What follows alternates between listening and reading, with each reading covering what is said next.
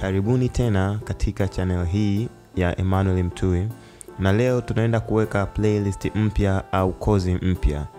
Na katika kozi hii tunaenda kujifunza nadharia ya muziki au music theory. Mwisho wa kozi hii mtu ataweza kusoma muziki, ataweza kuandika muziki wake au kutranslate muziki wa mtu, kwamba muziki unausikia umeshaimbwa, kwa hiyo utausikiliza alafu utauandika chini ili watu waweze kucheza sehemu yote ile. Na pia kozi hii itatusaidia endapo utakutana na kundi au mwanamuziki yoyote ambaye yupo katika level ya juu, ya kati au chini ambayo tunaita beginner, wote mtaweza kuongea lugha moja na mnaweza mkajam music pamoja. Katika kozi hii ya music theory au nadharia ya muziki tutajifunza katika Kiswahili, ingawa kuna maneno mengine ni vigumu kidogo kuyaweka katika Kiswahili, lakini tutajaribu. Kwa hiyo tupitie vitu ambavyo tutajifunza katika kozi hii vyote, alafu tutaanza cha kwanza na kwenda taratibu. Maswali, suggestions au mawazo yote unaweza kuweka chini kwenye comments. Kwa hiyo katika kozi hii tutajifunza muziki ni nini, tutaangalia vitu gani ambavyo vinatengeneza muziki. Tutajifunza thamani za noti, kwamba noti ina mapigo mangapi au pumziko hili lina mapigo mangapi. Tutajifunza zote na majina yao.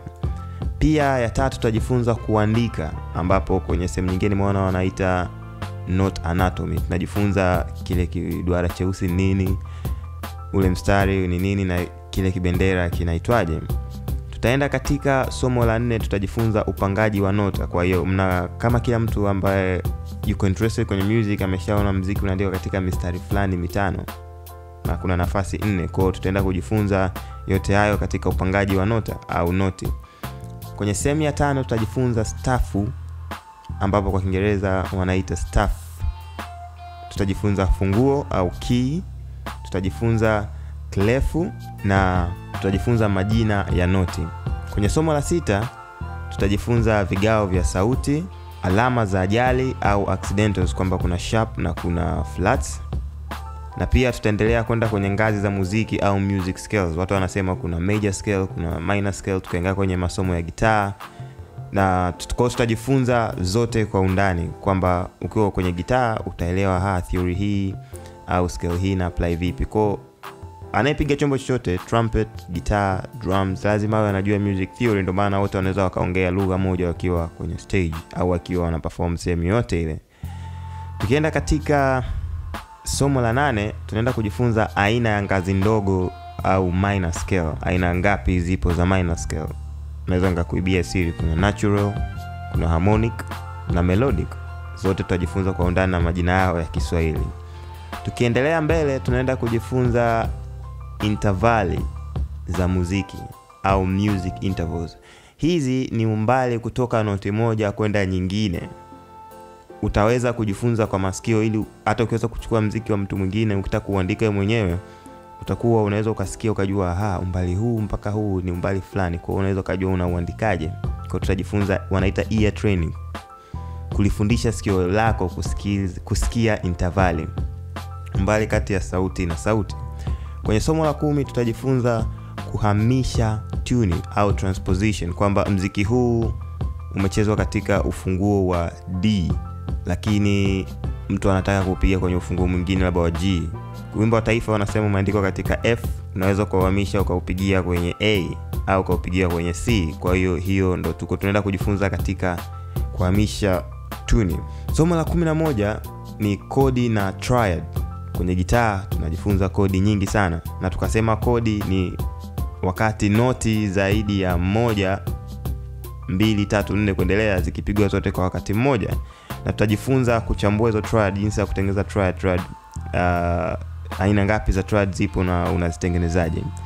Kwenye somo la 12 tutajifunza aina ya cadence au cadence kwa Kiingereza. Cadence kwa kifupi ni kama mwisho wa nyimbo au mwisho wa sentensi ya muziki. Kuna kitu ambacho unaweza combination ambayo unaweza kucheza za kodi ili kumuonyesha mtu kwamba unamaliza muziki, unarudi ulipotoka, unarudi nyumbani. Kwa hiyo tunaita sehemu hiyo kama cadence, na kuna aina za cadence tutajifunza. Kwenye somo la 13 tutaenda katika aina za triad. Hapo juu tumeongelea triads. Tutaenda katika aina ya triad na triad position, kwamba hii ipo noti ya kwanza ndio imeanza, au imeanza noti ya tatu, au imeanza noti ya tano. Kwa sasa hivi wengine wataelewa, wengine hawataelewa, lakini tunavyoendelea wote tutaelewa. Tukienda kwenye somo la 14 tunaenda kufanya kitu kinaitwa modulation. Hiyo ni Kiswahili, kwa Kiingereza wanaita modulation. Modulation ni, I'm sure tumesikia sana hizi kwenye nyimbo nyingi za Michael Jackson, Aba, nyimbo za Bongo Flavor sija experience sana, lakini na imani kuna mfano huo. Modulation ni pale ambapo unapiga muziki katika ufunguo fulani au ngazi fulani, ukimaliza unahama, unaenda katika ngazi nyingine. Kwa mfano tuchukulie C. Ukitoka kwenye C unaweza ukahama ukaenda ukapiga kwenye G, labda unakuta ni kipande cha mwisho cha chorus ndio kinapigwa kwenye ufunguo mwingine. Kwa hiyo tuseme modulation kama kuhama ufunguo. Tutakuja kuangalia kwa undani tukifika hapo. Kwenye 15 tutaenda kutengeneza sentensi za muziki, kwamba tunajua lugha inaanza na neno, inakuja sentensi, alafu inakuja paragraph, sio?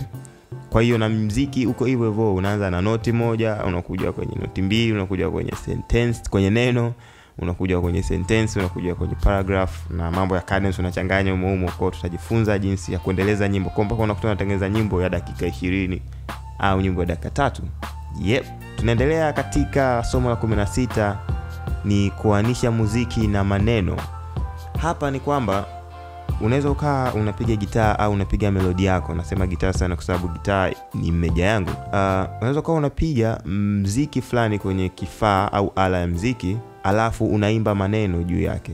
Sasa ili kupanga hayo maneno yaendane na beat na yaendane na rhythm ya music, kuna elimu fulani unatakiwa uwe nayo ili muziki wako uwe una ladha na unasikika na kueleweka vizuri kwa jamii.